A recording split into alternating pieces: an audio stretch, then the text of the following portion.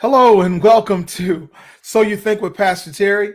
We're so glad to have you here tonight, but we're going to take care of a few housekeeping pieces before we get started. I want you all to know that the views and thoughts and opinions expressed in this radio program are the program and its host, and not necessarily the radio station or the radio station owners or its entities at this point.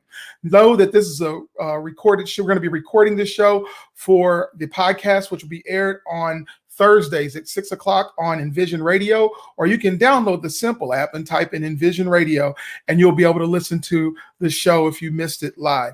So tonight, we have some special guests with us tonight. We have my co-host, and I'm going to bring him up first. We have our co-host. Hey, Minister Cedric, how you doing, sir? I'm doing well, sir. How are you this evening? Oh, I'm doing great. Just wanted to let everybody know who you were and recognize you again, and know that he has a show. That his show is on Elation Radio, and it's called Relentless Pursuit, and it's aired on Fridays at 6:30. So please join him as you get a chance. But we also have as our guest tonight, we have Dr. Charles Wallace. Dr. Charles Wallace, hi. How are you doing? Good evening. How are you, gentlemen? Doing great, man. Now, just glad to have you here with us. Dr. Charles Wallace served as an exec pastor and senior pastor. He used to be the senior pastor of Hebron World Church in Atlanta, Georgia, and now he's up in Princeton, New Jersey, and where he served as an executive pastor for a mega church there. So we're glad to have him with us tonight. But we also have, as our another guest, we have Pastor Mario Martin. How you doing, sir?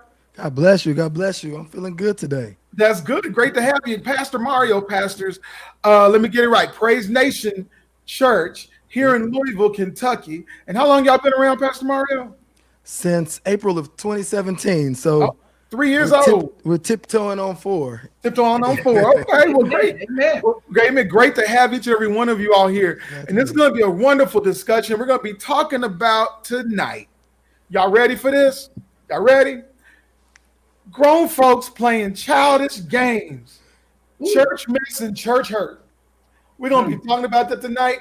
And know that if you have any question for any of the panelists, please just go to the comment section and we'll pull those up and we'll put them out. We'll put them out to the panelists as we go on. So if you have any questions, please put those in the comments and we'll get to them as we go. But tonight we want to go ahead and get started. We want to jump on in because we got some wonderful pastors here. And we just want to hear about this. We want to hear your personal experiences, how you healed from it, all that good stuff. Or if you haven't experienced it, hey, help us understand it a little bit more if you can. But I want to put out here, Dr. Wallace, can you define church hurt for us?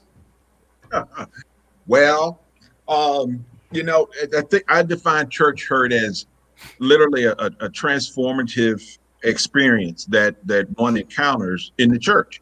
And there's 2 ways you can go with it. You can learn from it, you can grieve from it, or you can wallow in that self-pity of it, but recognizing that it is hurt. But a lot of times what I have learned is that it is something of a personal experience on why you feel hurt, what led to the hurt. But most importantly, church hurt usually comes out of false expectations. Oh, okay. Can you explain that a little bit? You told me short answers. So. Okay, but you go ahead and respond to that. See, he's one of them.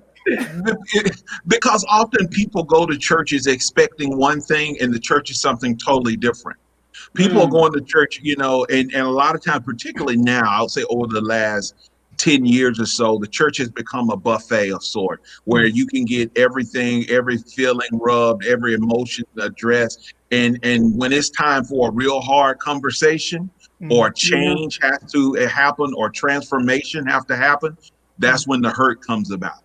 And so we have these false expectations of, the church is going to love me. It's going to allow me to still wallow in my sin. It's still going to let me do what I want to do. And I'm going to come in because I was deacon over at Pastor Martin Church. I can go over to Pastor Terry Church and be the head deacon. And total disregard all forms of order, discipline, obedience, and submission. Right. Amen. Well, I'm going to let Pastor Mario jump in on that. Can you help us define that even the more? Yeah, I think, first of all, I think Dr. Wallace intelligently stated the from the narrative of expectation. That's one of the things that I focus on quite a bit, not just in the church, but just even in the professional world.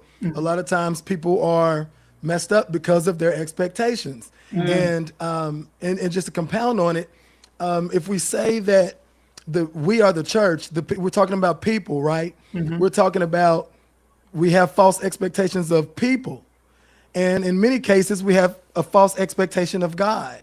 When you even, as we've painted the pictures, as we've painted, as we've depicted Jesus on television, but for some reason we miss, the table turning, whip Jesus, we miss that Jesus, right? The discipline. And so if we have a false expectation of God, and then we have a false expectation of the people that make up the church, when you put them together, so there's obviously some false expectations, somewhere. Right. I think that, and not to at all mitigate, the devastation or the feelings that a lot of people have that have stemmed from what we label as church hurt. Right. Not to mitigate that at all. But listen, if I be really honest with you, and I don't want to listen, man, I don't want to come off as the Simon Cowell of this group. But I think that, if I be really honest, me and my stepdad who raised me, we didn't get along a lot when I grew up, as I was growing up, because he was a drill sergeant and I was a church boy. Right. And you know what?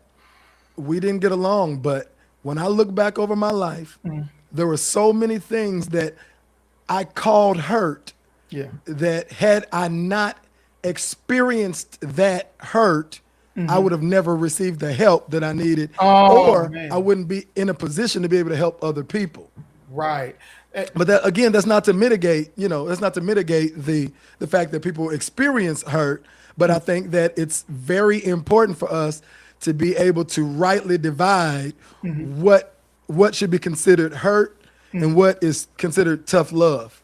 Okay, now I'm gonna throw it over. I'm gonna throw that over to Minister Cedric, because Minister Cedric pastored the church down in Horse Cave, and he did that. And I guess that did you experience what Pastor Mario is talking about, as far as you got church hurt, and then you've got this other piece over here, which is people that just are not ready for discipline and obedience and order, right? Have you ever experienced that? Absolutely. I won't, just because I won't point fingers, but I'll say my experience was there are people in the church who are hurt. But I also want to clarify, on the church hurts. We as pastors, we get hurt too. Yeah. I get it. We're to oversee the flock, but we get hurt too. And so in our pain, in my hurt, it forced me to pray more and to seek out the scriptures more. So did I experience it? Yes. And did it hurt? Yes. And the people that I came in contact with that were actually suffering, it was a very delicate situation for me, because they were actually suffering, and y'all know how sheep are. They don't even know that they're suffering, right? So they follow the one that's hurting them even the more. And so that's where my problem came in. Okay. Right. My problem came in that area, and where the ministry had to, I really had to pray. I really had to seek God, because for me, I was an interim pastor, and it was my first time. And so I had to really, really, really depend on God, because it was easy. I was seeing how some of the people were straying away. The gossip picked up, and it was a handful of people that were causing the problem. And so I had to figure out a way, with seeking God, of course, but I felt like I was spirit led in the way I dealt with the problem. And for me, it was to go straight. Pastor Mario mentioned his stepfather was a drill sergeant. I had to go straight to where the problem was, I had to do it without trying to cause more pain, more hurt. I don't know if I answered your question. Yeah. But I had to do it so that I didn't cause even more hurt. Okay. While addressing the hurt that was there. Okay. Go ahead, Pastor. Dr. Wallace, go ahead. We ain't got time. We ain't got time on the show to talk about this tonight. But listen, Go ahead. listen. Brother Crutchfield mentioned this. And he said, he had to deal with his hurt 1st. Mm-hmm. And what I have learned, and it's becoming sort of a cliche, is hurt people hurt people. Amen. Mm-hmm. But what I've also learned in the church world is that sheep really do get the scent of their shepherd.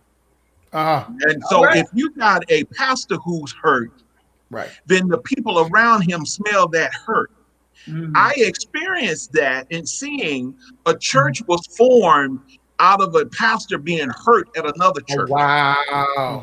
So he left and started a church, and everybody that came with him sympathetic, empathetic to his hurt. Wow. Mm. Wow. And so when decisions needed to be made and people were hurt, it was sort of like it was okay because that was the norm. And the excuse was used sort of subliminally was that, well, we were hurt before, so this is how we gonna do this. Right. And they never understood how much damage they were doing. Right. So the long story short of it is that ultimately the one who's accountable is the pastor. Okay. He got to deal with his hurt and pain and recognize that, oh, this happened to me for this reason. And that's between he and God. You and God got to work that pain out. Right. But when it's time for you to come dealing with those sheep, you got to set the tone and expectation in your church. Is this is how we're going to deal with people. Right. We're going to follow the scripture. We're going to love them. But they need to also know there will be times of discipline and order and correction. Right. See, when you put that all out on the front end, Right. they can't come back later on and say, I didn't know that. Right. Right. Amen. Mario? Yeah, I ain't got no help.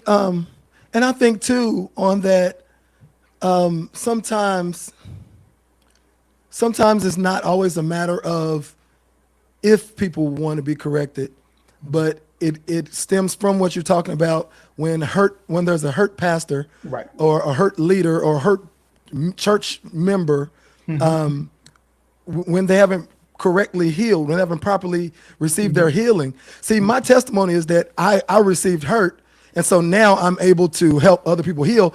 And I'm in a position Right. where there are other people who have been hurt, Right. and who, like me, got tired. Like I got tired of church. I was done with it.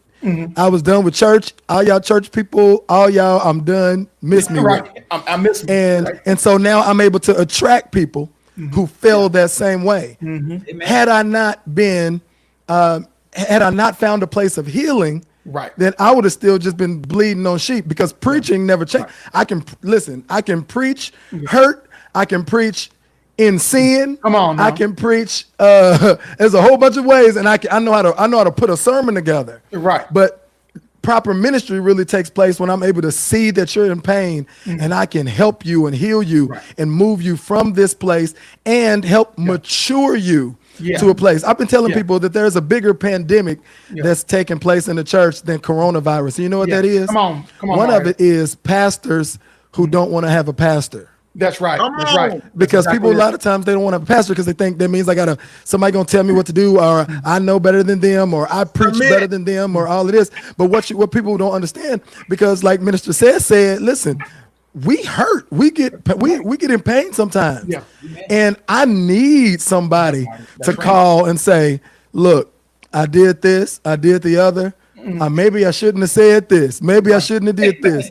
Right. And I need somebody to, you know what I mean? And that's powerful, because otherwise you've got two groups. You got two groups of people, right? Yeah. You've got one group, and I'm just from a leadership perspective, okay? Yeah. Just from a leadership perspective, you got one group who get hurt and they take the aggression and their pain out on the church while they're preaching.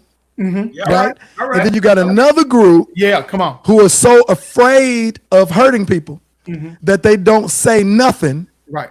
and they literally watch people get hurt. Right. Right. Yeah. So there's got to be a fine line where we begin to develop a spiritual maturity Yeah. Yes. Yeah. On both, listen, I'm talking about the person who's doing the hurting and the person who's getting hurt. Right. There's Yeah. got to be a place of maturity where I can Yeah. look at this person and give them the benefit of the doubt, assuming that they have the best interest. And then in like manner, when I'm giving correction, try to give a benefit of the doubt and be mature enough to not expect somebody to operate higher on on a higher level than they really are. And that's like for somebody like me who was a young preacher with a young church, and you know what I mean, and people know me from telling jokes, right? Right, And right. so when they come here, oftentimes, and not so much lately, but initially in the early days, I would get a lot of visitors who thought this was just going to be fun time. This is just going to be jokey joke. Yeah. But then when I had to tell you, we don't do that. Yeah. This is not what God is. And I always try to correct, and I don't, and I don't speak for everybody, but I always try to correct from the word and not from my opinion. But when somebody gets a whiff of that and they're like, oh, okay. Well, what about you? Right. So here we go. And now, hurt is stirring up more hurt and developing more hurt. And then I don't know how many people are getting hit with friendly fire and becoming collateral damage. Yeah, come on. Yeah. Well, see, now y'all really talking about something. Now I'm gonna throw this out real quick. I'm gonna throw another question out, but I'm gonna let everybody know. If you have any questions for any of these great men that I have on here right now, please type that in. We will type the question in. We'll get to it. If you are on the So You Think page, they'll come right to me. And like I said, and we will get them answered. So type those questions in. The next question I have for you guys is this. What are some of the toxic behaviors displayed by those that are causing the hurt? We've already talked about the pastors, okay? I think we hit that. You got some that are just, they'll preach from the pulpit, and abuse the congregation, and we got those that won't. But what are some of the toxic behaviors of the sheep that we see? Who wants to pick up on that first? Pastor Mario, go ahead. I mean, I'll jump in. There are toxic, like I said, I think I already touched it a little bit with, there's toxic behavior kind of on both sides. It's a level of, it has to just be a level of maturity and wanting to mature. I think that, and I have to speak from my own perspective and from my own, my own narrative. Yeah.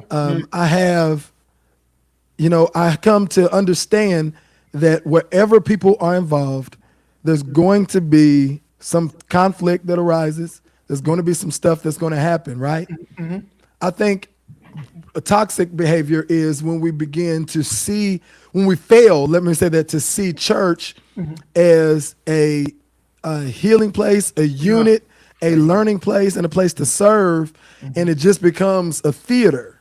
And when church life, I'm talking about the culture of church, not just a congregation, but when the culture of church has become just something I do because I don't have nothing else to do, or I do it for fun, or I do it for fame, or for whatever, then you've got a mixed group of people who have different ideas, and then we begin to adopt worldly ways into the church, and we were never intended to operate like the streets operate. The street have a different code than we supposed to. And I know, listen, God says, make peace. Yeah. He says, make peace. He said, be holy, for I am holy. Holiness, what's that? Holiness without which no man shall see him, right? Right. But don't skip the peace part. Right. He says we're supposed to be peacemakers. And so part of us, we've adopted this dog eat dog. If you're going to say this to me, I'm going to say this to you. And in many cases, it becomes a toxic behavior. Even I can't stand to hear people say it. I just go to church to get my word and go home. I don't want to fool with people. Then you're not a part of the church. We talked about that last week. We talked about that last week about, are you just showing up, or are you actually partaking and participating? That's the difference. But we do have a question. I'm going to throw this one to Dr. Wallace. We do have a question. Somebody just popped a question up. How do you handle those toxic individuals who always think they run in the church? Right. Flesh and blood didn't reveal that question to them. As I was through this, about the behavior, because all of this is rooted in behavior. And this is the biggest thing is you asked about the behavior of insubordination and disrespect to the order that's set by the church, by the pastor, the deacon, the leadership. That's how this behavior starts. A lot of it's just insubordination. I ain't doing that. I don't know who they think they are. Yeah. That's not how I did it at my other church. Yeah. And that's disrespectful to the order of that house. Right. Yes. Because the order of that house was given to the man of God, the prelate, by God. At least we hope so. Yes. So a lot of times people come in with their own, again, expectation of what they are and are not going to do. So nobody wants, and what happened is, and I've seen this because I've worked in a myriad of different styles of churches, black church, white church, not and bad that we got to give the color to the church. Right. But we got so into, we don't want to encumber the people's time. So we're not going to have new membership class. So when you don't have new membership class, or people elect not to come to new membership class, they somehow miss the order. The order of the discipling The part. order of the church. Yeah. This is how we do things. When people are sick, this is who we get called, blah, blah, blah, blah, blah. So that leads to this wherewithal that people feel they can do, say, whatever they want to. So, Wow. So order must be set. Wow. You all are just wearing me out tonight. Do we have anybody else have any questions out there? Because I mean, you guys are throwing some good questions on these brothers right here. If you got any more questions, please put them in. But I guess one of the things I would like to talk about is it seems like this answer has been put out there as far as what we can do to help reduce the occurrence of it. It's really making sure that an order is established. Yes. But say if that order wasn't established, Okay. what can we do to begin to address those things and really to reduce the number of hurt, but also to create an environment of healing? Because honestly, like this is supposed to be a place where people come to be healed, right? Yeah. Right. Mario?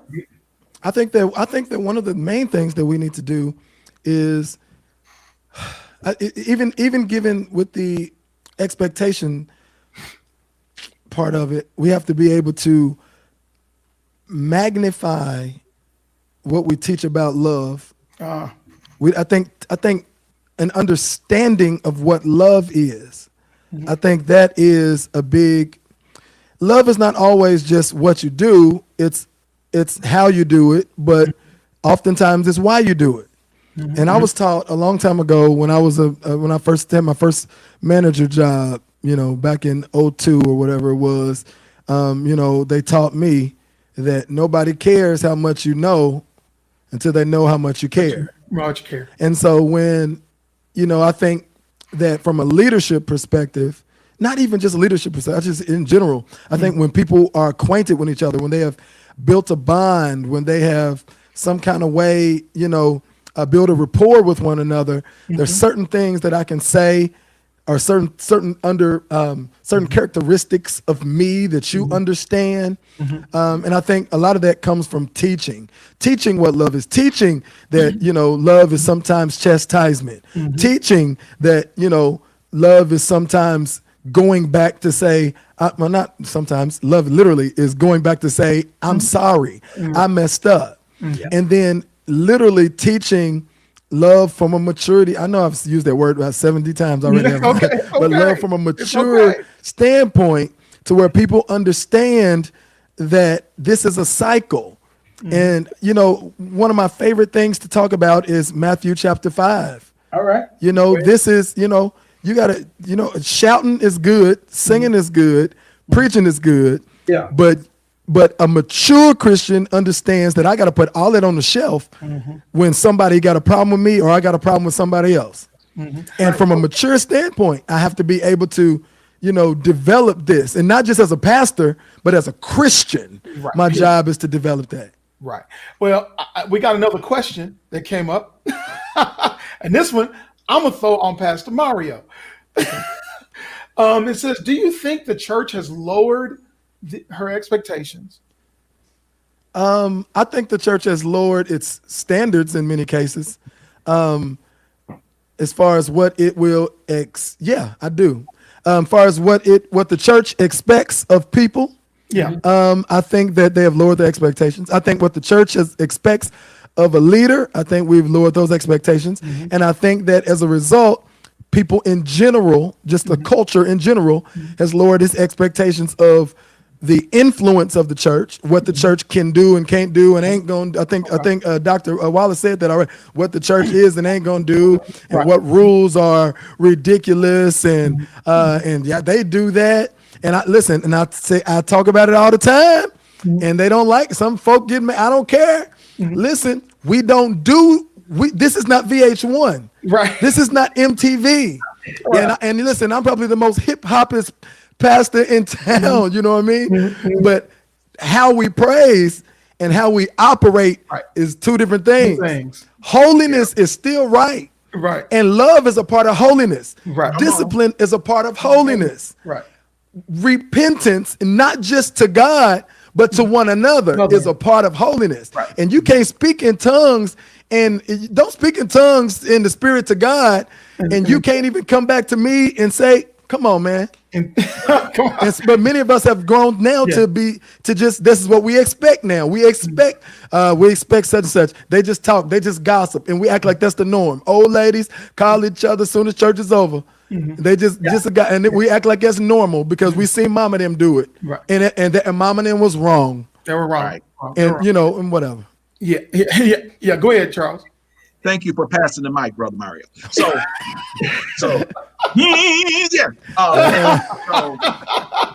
So I think, but what I think is ultimate is that the church has fallen away from relationship. Yeah. So what God had to do with this pandemic is put the church on pause. Yeah. All right. And make us long to have relationships. We think that we're missing each other, but actually we're missing Him. Because I have been saying this, the church has slowly but surely been losing its power. Yeah. We've lost the power because we've been adjusting to the people we want to come versus the people who are coming adjusting to us. Yeah. All right. So when a pandemic hits, ain't nobody got no power to pray and cast it away because we've been spending time adjusting. Wow. We've been spending time adjusting. You can't correct me if we don't have relationship. Yep. That's right. So if we don't have relationship, what you say to me may be corrective, but it's hurting because we don't have relationship. Because I don't want to stay in church longer than an hour. I got things to do. I'm not going to fellowship with you after because I got to get season tickets to the game. You don't got to give me no amens. That's fine. I give myself. So that is what's happening. And so now all of a sudden everybody's clamoring for relationships, but you hadn't put no time in. That's right. There's no foundation here. That's it. Yeah. Now, look. Now, y'all got people putting up questions all over the place. Now, we got another one. I'm gonna throw this out for anybody. It's a free fall. Who gonna jump for it first? Having low expectations. Is this why some individuals don't attend church and view church people as fake members? No, I think it's the opposite. I think having high expectations. I think one reason why people view people as fake people or preachers and church people is because somewhere along the way, generation after generation, the church culture has created this, you got to look perfect, you got to be perfect, you got to do this. And that creates a false sense of understanding amongst an outsider. It doesn't mean you don't have a standard to uphold as a child of the King. Right. But I can't don't put me on a pedestal to act like I don't mess up, because when I do mess up, somebody's going to look and say, I knew it wasn't none of that. But then in addition to that, I can't act like I'm so perfect and special, because there's somebody out there who don't see if I don't talk about my falls and my mess ups, there's somebody out there who's gonna say, "Oh, ain't no way you can do that." You know what I mean? So I think having too high expectations is what causes some folk, not to, or I guess if you're saying not to come to church at all, and they're saying, because they ain't nothing, then maybe it's just a play on the words, but I think it's a part of it for sure. Go ahead. See, Pastor Murray, I want to jump in on the other side of that. I think having too low expectations.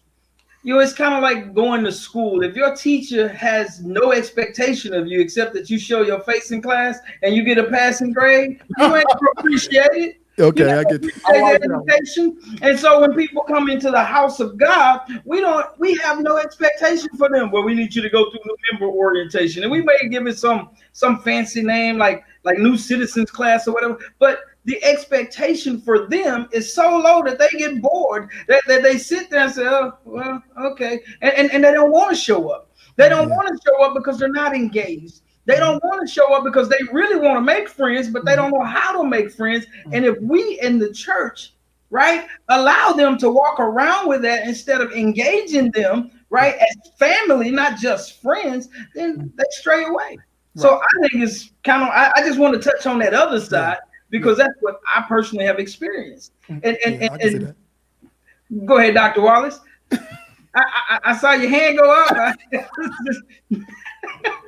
but listen. Yes. All of this is predominant upon the expectation being set already in the church. Mm-hmm. And the pastor's main job is to bring a word of deliverance and word of transformation. The people who he has assigned, the deacons, the elders, those are the ones that handle this order of making you feel good. Mm-hmm. But if man don't make you feel good, the presence of God should be the expectation to meet you at the door. Regardless what man do, the word should be so strong in that church that that expectation is gonna meet you. Man, we can deal with. But on Sunday, you're bringing me this transformative of my life. Right. Yeah. He preaching right there. Mario, we gotta get him down here, man. We gotta get him down here. Yeah, we gotta get him. We gotta get him down here. Yeah. I don't know if Louisville's ready for that though. And let me jump into this about this fake member thing.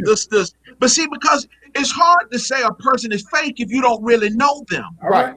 That's right. Yeah. If you've had no relationship with them and you've made a perception of who you think that person is, that's on you. Mm-hmm. Because I had to tell people this all the time, because we're pastors and we're lay members and we're deacons and elders, cherubims do not float in my house. Mm-hmm. You do not hear harp music playing in our house. We're human just like you. We have issues, we have problems, we have arguments, we have intense moment of fellowship with our significant others, like everybody else. Yeah. And so when people say fake, it's fake because you've only seen one side of them. All right. That's it. All right. Yeah. That's all it is. Yeah. We got another one. And we got a lot of people saying stuff. Some people have said that the church has gotten away from that expectations, the expectations, but also it's a new generation of fake people. A new generation use fake people. Mm-hmm. Well, I think that I just think that we've got to be very careful who we call fake and what we call fake. Yeah. In my book, I can't plug it. I can't. You can plug it. I can't plug it yet because it ain't ready. Oh, but there is a chapter that's called "You're Not Fake, You're Weak," and because a lot of times what we call fake is just really a weak person. And in any other, just like there's somebody who's trying to stop smoking and they, in their heart, they really want to stop smoking, but their cigarette's calling them. There's somebody else that can be the exact same, for somebody else, it's, some nice legs and a big behind. Mm-hmm. For somebody else, it's gossip. Right. And for somebody else, it's, talking crazy, a bad attitude. Mm-hmm. And I'm very careful who I call fake. Rather than calling weak, because the spirit will bring you to the truth. Yes. And what I tell people a lot of times is I don't come to church because I got it all together. I come to church so I can get it together and keep it together. Right. Yes. You know what I mean? And so that don't make me fake because I might, you know, I might have some issues. I believe that, and that's what goes back to what I said about the benefit of the doubt. I literally believe that no man come to God except he drawn. So I literally believe that those who are in my presence, those here are here. I believe that they're here because they genuinely want to be, even if they're not mature to the place to where they should go, there's something in them that keeps bringing them back. Something saying I need to, and I won't preach this, doctor. I won't preach this, doc. I will not. But in Acts, there was a young girl, right, who had the spirit and who was chasing behind Paul. These men, now we paint a bad picture on her because we say, she was causing the disruption. She was doing this. Listen, if I got a spirit, I need to get off me. You know who I'm following? Well, Paul. And if I got to get on his nerves to get him to turn around, a real man of God is going to turn around and get it off of me. And it might hurt my feelings. It might bother me. It might seem distasteful, but the end result has got to get off of me. that's right. Wow. Right. Wow. But it's all this is all because of love. It's because of love that we do these things. We got to start wrapping up, guys. I went over longer than the time. I went over longer than our half-hour show, but we're going to break this up into two separate pieces. I'm going to have you three back. And I know Cedric's my co-host. He's always here, but I'm going to have to reschedule for you two. We're going to make it an hour show because this is rich. And this is what hasn't been talked about. That's what this show is about, talking about issues and things that the church has not traditionally addressed and talked about, but just looked at. So we want to really make sure that we have you guys back. And I thank you all for your participation. Thank you all for sharing today. Thank you, Pastor Mario. Thank you, Dr. Wallace. Thank you, Minister Cedric, for being on with us on So You Think. And like I said, thank you all for joining us. And we thank you. And look, if you missed this show, then you can either catch it recorded, or you can catch it on the podcast on Thursdays at 6:00 on Envision Radio. Again, that is Envision-Radio, or you can go download the Simple app and you can just type in Envision Radio Thursday at 6. That's when the show, the podcast is broadcast. But thank you all so much. And you guys hang on, and thank you all so much. And thank you for joining us.